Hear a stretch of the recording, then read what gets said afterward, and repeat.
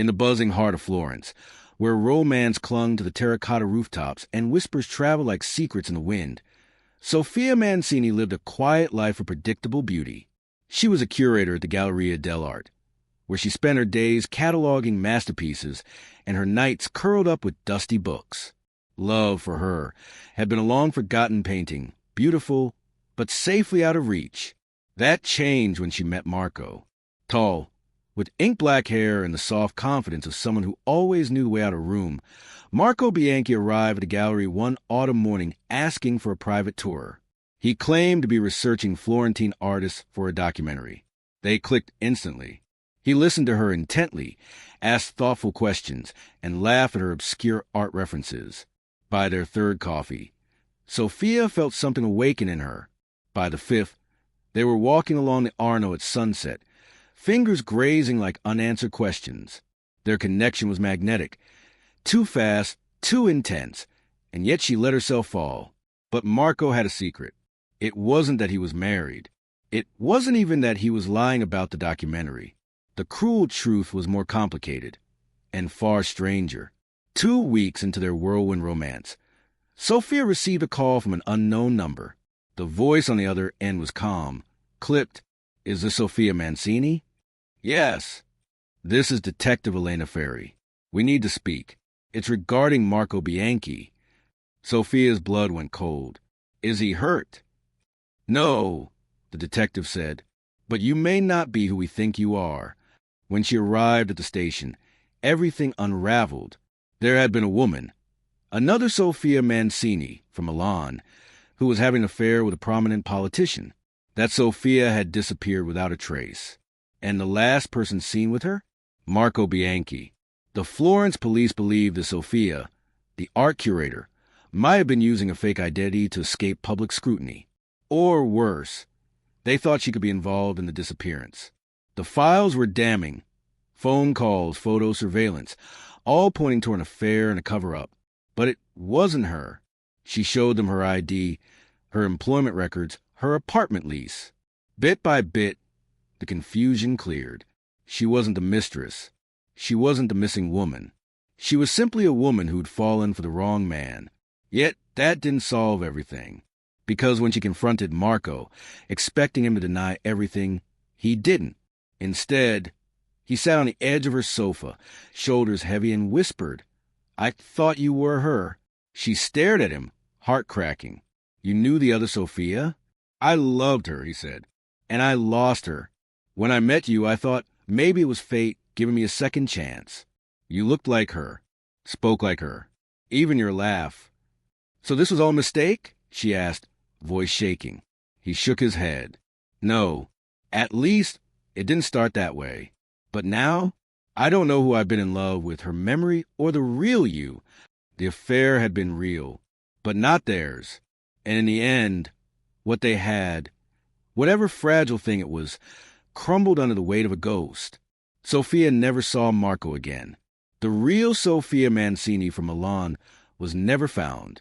And the truth, like so much in Florence, remained hidden beneath centuries of beauty, deception, and mistaken identity. But every time Sofia walked past a river, she remembered the man who called her by another woman's name and made her feel seen for the first time. The days that followed were slow and strange, like waking from a dream only to find herself unsure where reality begins.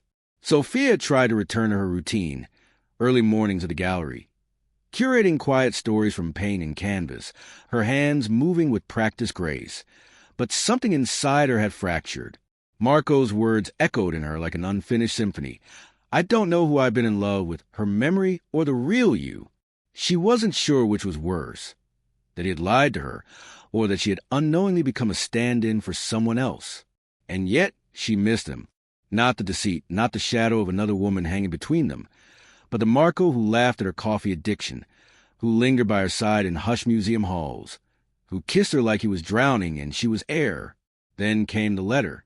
It arrived on a Sunday morning, slipped beneath her door in a plain, cream envelope. No name, no return address, just her own written in black ink across the front. Inside was a single page, handwritten, "Sofia, I never meant to involve you in any of this." The woman from Milan, My Sophia, she got too close to something she shouldn't have. The politician she was seeing was dangerous, tied to things I can't even begin to explain in writing. She wasn't just someone I loved. She was a whistleblower, and she vanished because she trusted the wrong people, including me. When I saw you, I thought maybe I had been given another chance, to protect this time what I failed to before. But it wasn't fair to you. I didn't lie to hurt you. I lied because I was desperate to feel something real again. I don't expect forgiveness. I just needed you to know the truth. Marco, she reread it a dozen times. By the last, her hands were trembling. A whistleblower, a powerful man, a woman disappeared. What had started as a mistaken identity had become something else entirely. A mirror held up to a darker world, one where love, danger, and justice tangled in silence. Sophia didn't take the letter to the police. She knew they'd already closed the file on Marco. No evidence, they'd said. No body, no leads, no crime. But Sophia couldn't forget. Weeks later, in a rare act of defiance, she took a train to Milan. She wandered the old neighborhoods, stopped at cafes so the other Sophia might have loved, and finally found herself in a tucked-away piazza where the light fell soft and golden. There, she sat with a journal and wrote it all down. The mistaken identity, the affair, the haunting similarity between two women who shared a name but lived separate, tragic lives. Maybe the world would never know what happened to the Milan Sophia. Maybe Marco would vanish like a wisp of smoke, trailing apologies and guilt behind him. But the real Sophia Mancini, this Sophia, had found something far more enduring than closure. She had found her voice. And from that day on, she began writing not just art essays or gallery descriptions, but truth, fiction wrapped in fact, love stories built from lies, mystery woven into romance, a voice for the missing. Her first book, Shadows of Name, became a quiet success in Italy. In every interview, when asked if the story was based on real events, she only ever smiled and said, "Sometimes the greatest truths begin with mistake." The success of Shadows of a Name brought Sophia something she never expected, recognition. Invitations began pouring in, literary panels, gallery discussions, even a guest spot on an investigative podcast. Her quiet life in Florence began to crack open, revealing possibilities she hadn't dared imagine. But one invitation, months later, stood out. Anonymous tip, subject, Sophia Mancini. It arrived as an encrypted message through the podcast contact form. The producer sent it to her with a note. "We think you should see this." The message was short, almost cryptic.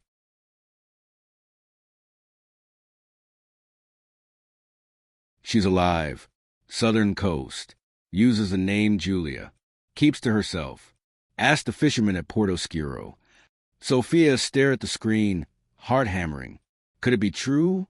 Could the other Sophia, the woman whose life had collided with hers in such a strange and tragic way, still be alive? Porto Scuro, a forgotten fishing town south of Naples, wasn't on any tourist map. The kind of place where the sea roared louder than voices, and everyone knew when someone new arrived. Sophia took a week off from work, told no one where she was going, and packed light. She found the fisherman easily. He was old, leathery, and smelled like salt and sardines. When she showed him a photo, one of the few the police had shared of the Milan Sophia, his gaze lingered, then dipped down. "She lives up the hill," he said after a pause. "Came here 3 years ago. No family. Keeps to herself. Walks to the market on Tuesdays." Sophia thanked him. Her steps up the narrow path fell heavier, with every turn. 100 thoughts swirled. What if it's not her? What if it is? What if she doesn't want to be found? She reached a cottage surrounded by wild rosemary. Smoke curled from the chimney. Birds nested in the terracotta roof tiles. Then the door opened, and there she was.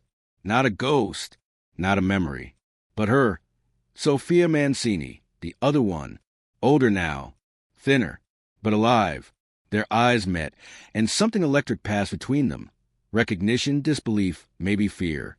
"You're me," the woman whispered. Sophia nodded. "And you're you?" Inside, over tea brewed with mint from the garden, the truth poured out like storm water through a broken gutter. She had faked her disappearance. After realizing the politician she'd been involved with was under investigation for corruption, human trafficking, and even murder, she knew she had to vanish. Too many people were watching. Marco had tried to help her, but the risk was too great. So she created a fake trail, one that included just enough breadcrumbs to hint at her death. Then she ran. To the world, she was gone. To Marco, she was a ghost. And to Sofia, the curator from Florence, she had become an accidental identity, a mistaken echo in the wrong man's arms. I didn't know he would go looking for someone like me, the other Sophia said softly. He never let me go, did he? No, the real Sophia replied. But neither did I. A long silence. Then, something unspoken passed between them. Not rivalry, not jealousy, but a quiet kinship born from strange fate. They parted with no promises. The other Sophia, now Julia, wanted to remain hidden. She trusted Sophia not to expose her, and Sophia, in return, took only her memory and the truth. Back in Florence, she wrote again. This time, the novel was darker. Not fiction, not entirely. She changed names, altered timelines. But the soul of it, the betrayal, the love, the mistaken identity that turned into a real affair, remained intact. She called it The Second Sophia. Critics praised it for its layered storytelling. Readers swore they could feel the salt wind off the pages. But only Sophia knew the truth behind every line. Sometimes she still thought about Marco, where he had gone, if he ever knew the truth, but she didn't reach out. Some ghosts are best left adrift. Instead, she lived, fully, fiercely. And every Tuesday morning, she walked to the Florentine market, just like another woman did in Porto Scuro. Oceans away, but forever linked. Two Sophias, one truth, and the story that made them both unforgettable.